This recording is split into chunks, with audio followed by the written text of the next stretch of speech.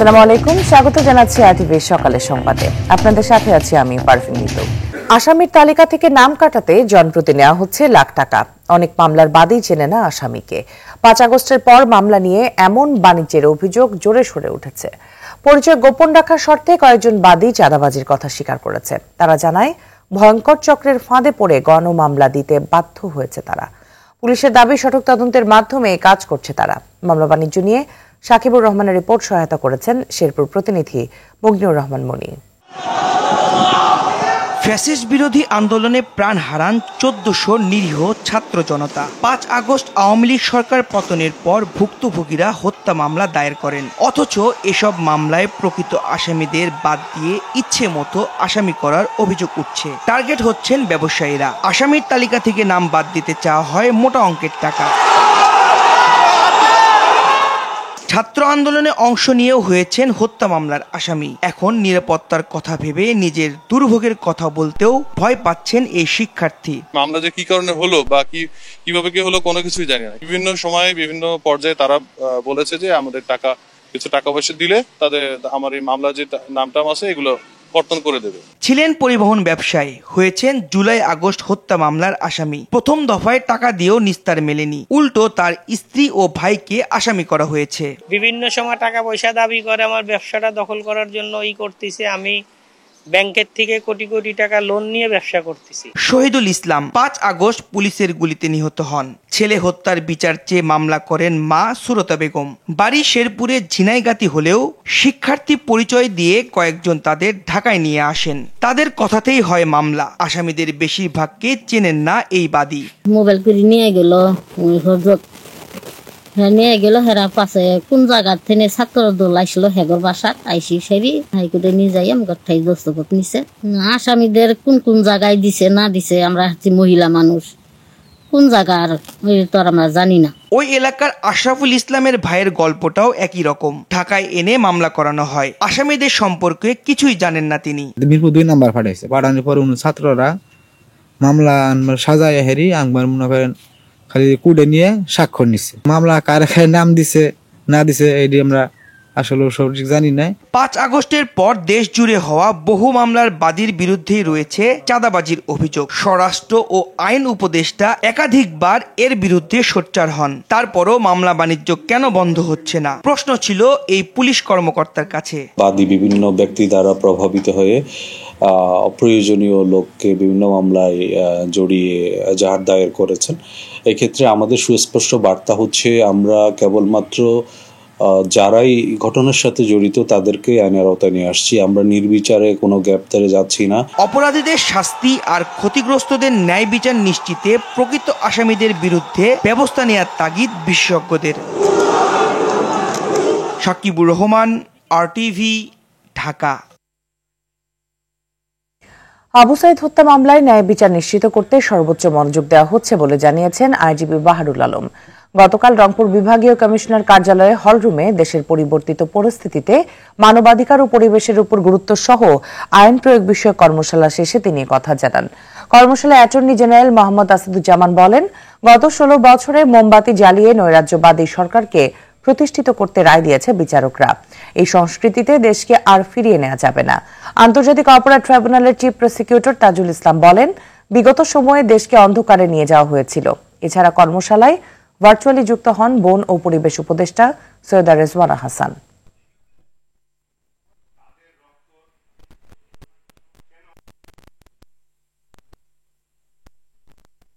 আমরা আমাদের সাধ্যমতো চেষ্টা করি এবং আমার বিশ্বাস যে আবু সাইদের এই মামলায় অবশ্যই আমরা সবচাইতে বেশি আমরা মনোযোগ দিচ্ছি, এই কারণে যে এইটাই হচ্ছে আমাদের একটা ল্যান্ডমার্ক কেস এবং এখান থেকে আসলে শুরু হয়েছে আমাদের এই নতুন পথ চলা। কাজেই এইটা যেন কোনোভাবেই বিচার ফেল না করে। যারা মাস্টার মাইন্ড ছিল এবং গ্রাউন্ড লেভেলে যারা আইন লঙ্ঘন করে অতি উৎসাহী হয়ে শুধুমাত্র শেখ হাসিনা বা ঊর্ধ্বতনদের নেক নজরে পড়ার জন্য যারা এই হত্যাকাণ্ডের সাথে সরাসরি সম্পৃক্ত ছিল, সেই সমস্ত সকল রাঘব বোয়ালকে আমরা ধরব। বিচার বিভাগের স্বাধীনতার নামে বাংলাদেশে সুপ্রিম কোর্টের বিচারপতিদেরকে শপথবদ্ধ রাজনৈতিক নেতা হিসাবে আবির্ভূত করা হয়েছে। আমার বিচার বিভাগে কলঙ্কিত করা হয়েছে। জুলাই আগস্টের গণহত্যার বিষয়টি আন্তর্জাতিক অপরাধ আদালতের উত্থাপনের জন্য প্রধান উপদেষ্টাকে আহ্বান জানিয়েছেন আন্তর্জাতিক অপরাধ ট্রাইব্যুনালের প্রধান প্রকৌশলী বিশেষ পরামর্শক টবি ক্যাটম্যান। গতকাল রাষ্ট্রীয় অতিথি ভবন যমুনায় প্রধান উপদেষ্টা প্রফেসর মোহাম্মদ ইউনূসের সঙ্গে সাক্ষাৎকালে আহ্বান জানান তিনি। জবাবে প্রধান উপদেষ্টা জানান, জুলাইয়ের নৃশংসতার বিষয়টি আইসিসিতে পাঠানো হবে কিনা এ ব্যাপারে দ্রুতই সিদ্ধান্ত নেবে বাংলাদেশ। এ সময় আন্তর্জাতিক অপরাধ আদালতকে ঢাকা কিভাবে সম্পৃক্ত করবে সে বিষয়টিও সামনে আনা হয় এবং বিস্তারিত আলোচনা হয় বলে জানিয়েছেন প্রধান উপদেষ্টার প্রেস উইং।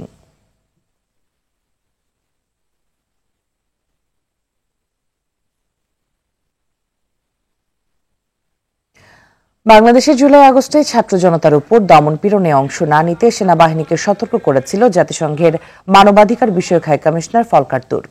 বিবিসি ওয়ার্ল্ডের হার্ট টক অনুষ্ঠানে ফলকার তুর্ক এ কথা জানান। বিশ্বের সমসাময়িক মানবাধিকার বিষয়গুলো নিয়ে অনুষ্ঠানে কথা বলার সময় বাংলাদেশের প্রসঙ্গ টানেন মানবাধিকার হাই কমিশনার। বিস্তারিত বিন ইয়ামিনের রিপোর্টে।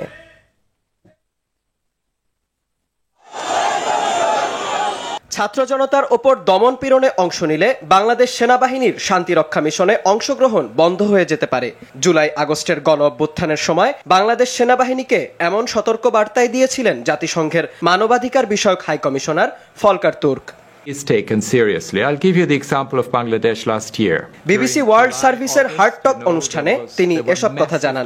অডিও অনুষ্ঠানটিতে গাজা, সুদান ও ইউক্রেন সহ বিশ্বের বিভিন্ন দেশের পরিস্থিতির প্রেক্ষাপটে জাতিসংঘের ক্ষমতা নিয়ে প্রশ্ন তোলেন বিবিসি উপস্থাপক।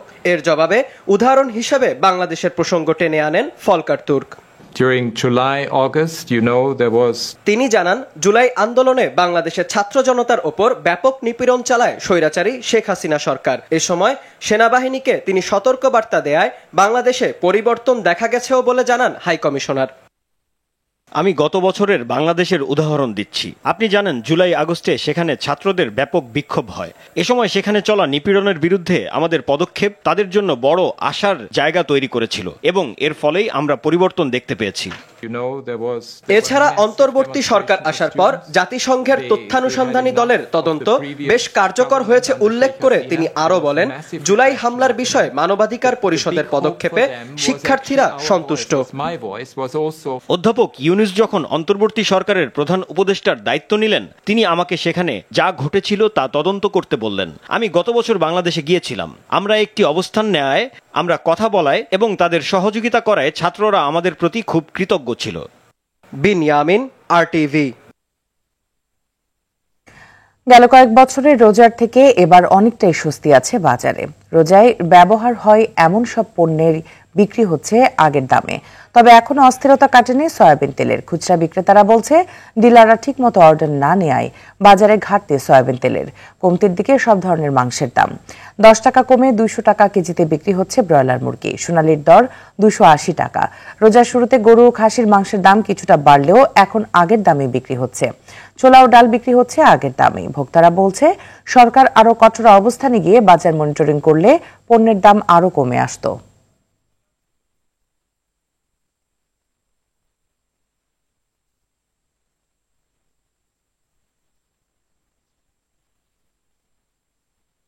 দর্শক, এই মুহূর্তে কারণ বাজার থেকে সরাসরি যোগ দিচ্ছেন আমাদের সহকর্মী সাকিবুর রহমান। সাকিব, বাজারে নতুন করে কোনো পণ্যের দাম বেড়েছে কিনা, ক্রেতা বিক্রেতারা কি বলছেন?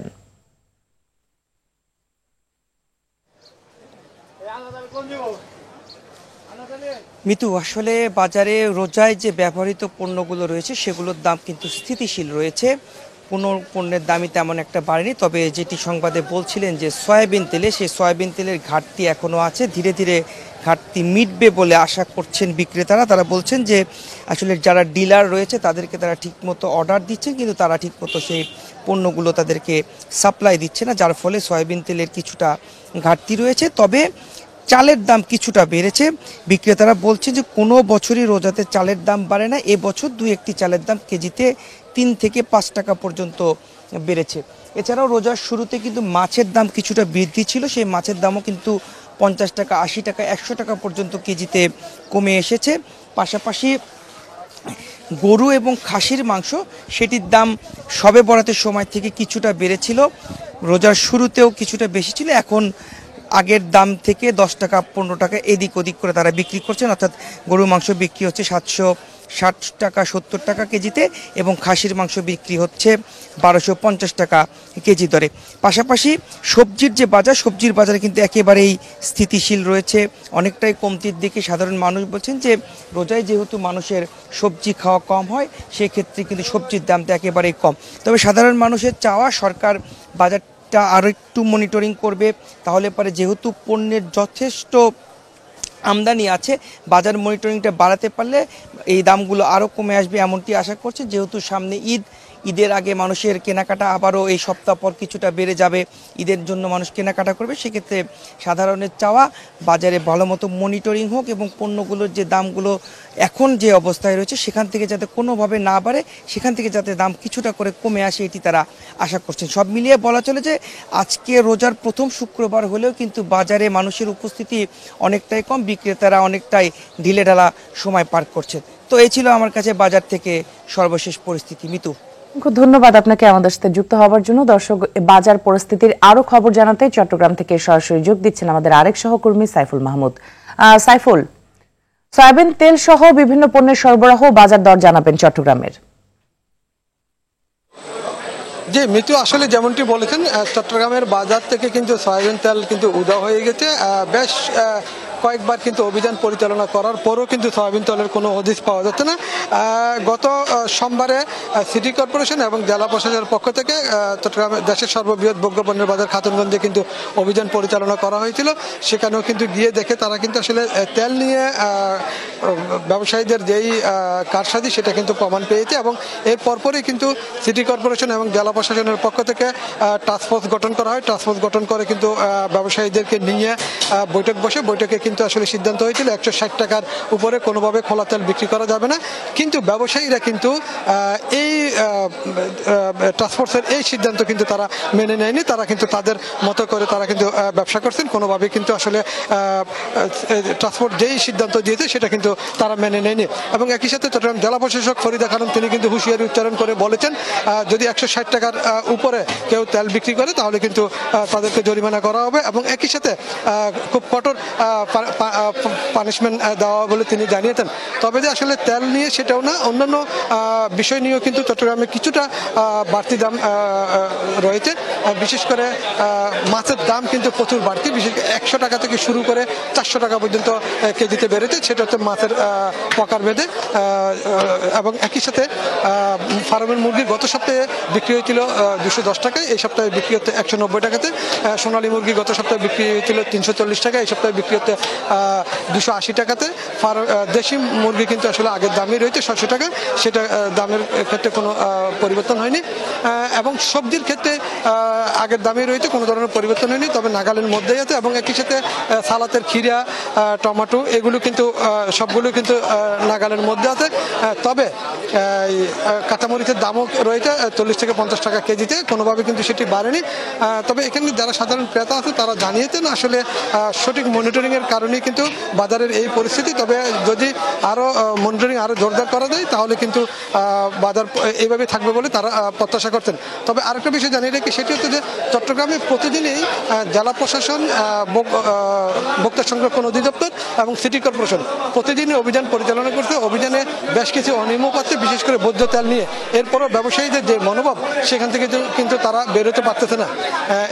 মিতু, এই ছিল বাজার পরিস্থিতি নিয়ে আমার কাছে সর্বশেষ তথ্য। দর্শক, চট্টগ্রামের বাজার পরিস্থিতির খবর জানাচ্ছিলেন সাইফুল মাহমুদ। নারায়ণগঞ্জের বন্দরে তেলবাহী লরি ও মোটরসাইকেলের মুখোমুখি সংঘর্ষে 2 মোটরসাইকেল আরোহী নিহত হয়েছে। এ সময় আহত হয়েছে আরও একজন। গেল রাতে উপজেলার মদনপুরের দেওয়ানবাগ এলাকায় এই ঘটনা ঘটে। নিহতরা হল জেলার মুরাদপুর এলাকার শাওন ও ওবায়দুল্লাহ। হাইওয়ে পুলিশ জানায় 3 জন মোটরসাইকেলে করে মদনপুর থেকে মুরাদপুরে যাওয়ার পথে বিপরীত দিক থেকে আসা তেলবাহী ট্যাঙ্ক লরির সঙ্গে মুখোমুখি সংঘর্ষ হয়। এতে ঘটনাস্থলে 2 জন নিহত হয়। লরিটি জব্দ করা হলেও চালক ও সহকারী পলাতক। সিরাজগঞ্জে যমুনা সেতু পশ্চিম সংযোগ মহাসড়কে 4 লেনের কাজ বেশিরভাগ সম্পূর্ণ হওয়ায় সড়কপথে উত্তর ও দক্ষিণাঞ্চলের মানুষের এবার ঈদযাত্রায় স্বস্তি মিলবে। কিন্তু এই পথ পেরিয়ে ঈদযাত্রায় ভোগান্তির কারণ হতে পারে ঢাকা বগুড়া মহাসড়ক। মহাসড়কটির বিভিন্ন স্থানে নির্মাণ কাজ চলমান ও সিঙ্গেল লাইন থাকায় সৃষ্টি হতে পারে যানজট। যদিও সড়ক বিভাগ ও হাইওয়ে পুলিশ নানা উদ্যোগ নেয়ার কথা জানায়। সিরাজগঞ্জ থেকে সাজিরুল ইসলাম সঞ্জয়ের তথ্যচিত্রে জানাচ্ছেন নাদিরা সুলতানা। উত্তরবঙ্গের প্রবেশদ্বার হিসেবে পরিচিত যমুনা সেতু ও সেতুটির পশ্চিম পাড়ের 22 কিলোমিটার সংযোগ মহাসড়ক। এই মহাসড়কটি পার হয়ে হাটিকুমরুল গোল চত্বর থেকে উত্তর ও দক্ষিণবঙ্গে যায় যানবাহন। ঈদ মৌসুমে এই মহাসড়কে প্রতিদিন 48 থেকে 50 হাজার যানবাহন চলাচল করে। যমুনা সেতু সংযোগ মহাসড়কটি 4 লেনে উন্নীতকরণে উত্তর ও দক্ষিণ অঞ্চলের মানুষের ঈদযাত্রা হবে অনেকটাই স্বস্তির। তবে উত্তরাঞ্চলবাসীর ঈদযাত্রায় ভোগান্তির কারণ হতে পারে হাটিকুমরুল ঢাকা বগুড়া মহাসড়ক। 28 কিলোমিটার এই মহাসড়কটির বিভিন্ন স্থানে চলমান নির্মাণ কাজ এবং 3টি পয়েন্টে সিঙ্গেল লাইন থাকায় সৃষ্টি হতে পারে যানজট। বেশ কিছু জায়গায় সিঙ্গেল রাস্তা রয়েছে, এই জায়গাগুলোতে যানজটের সৃষ্টি হয়। এই রাস্তায় এখনো অনেক কাজ বাকি আছে। সামনে ঈদে আমরা যে উত্তরবঙ্গ আসা যাওয়া করব, এতে আরো ভয়াবহ যানজট সৃষ্টি হবে। ঈদের আগে যদি ওই রাস্তার কাজ কাম না করে তাহলে জ্যামজট পড়বে। যদিও ঈদযাত্রা নির্বিঘ্ন করতে হাটিকুমরুল বগুড়া মহাসড়কের বেশ কিছু স্থানে জরুরি সংস্কারের কথা জানান এই কর্মকর্তা।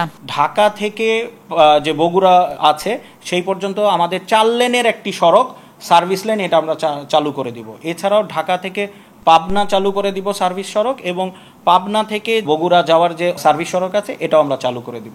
তো আশা করা যায় এইবারের ঈদুল ফিতরে জ্যাম লাগার সম্ভাবনা খুবই কম। ঈদযাত্রায় মহাসড়কে 3 স্তরের নিরাপত্তা নিশ্চিতের কথা জানান পুলিশ সুপার। বিভিন্ন পয়েন্টে পয়েন্টে পুলিশ মোতায়েন করব। দ্বিতীয়ত মোবাইল ডিউটি থাকবে, এবং তৃতীয়ত সাদা পোশাকে পুলিশ সদস্যরা থাকবে। তারা জনগণ এবং নিরাপত্তা নিশ্চিত করার পাশাপাশি গোয়েন্দা তথ্য সংগ্রহ করবে। ঈদে বাড়ি ফেরা মানুষের যাত্রা নির্বিঘ্ন করতে প্রয়োজনীয় পদক্ষেপ নেবে সরকার, এমনটাই প্রত্যাশা সবার। নাদিরা সুলতানা, RTV। এশিয়ান নারী কাবাডি চ্যাম্পিয়নশিপে সেমিফাইনালের স্বপ্ন নিয়ে আজ থাইল্যান্ডের মুখোমুখি হবে বাংলাদেশ নারী দল। ইরানের তেহরান দুপুর 1:30টায় শুরু হবে ম্যাচটি। 7 দলের এই টুর্নামেন্টে গ্রুপ এতে ভারত, থাইল্যান্ড ও মালয়েশিয়ার সঙ্গে রয়েছে বাংলাদেশ। নিজেদের প্রথম ম্যাচে ভারতের কাছে 64-23 পয়েন্টের বড় ব্যবধানে হারে বাংলার মেয়েরা। দ্বিতীয় ম্যাচে মালয়েশিয়ার বিপক্ষে 52-12 পয়েন্ট জয় নিয়ে সেরা 4-এর আশা বাঁচিয়ে রাখে বৃষ্টি শ্রাবণীরা। গ্রুপের শেষ ম্যাচে থাইদের বিপক্ষে জয় পেলেই সেমিফাইনালে পা রাখবে বাংলাদেশ নারী দল।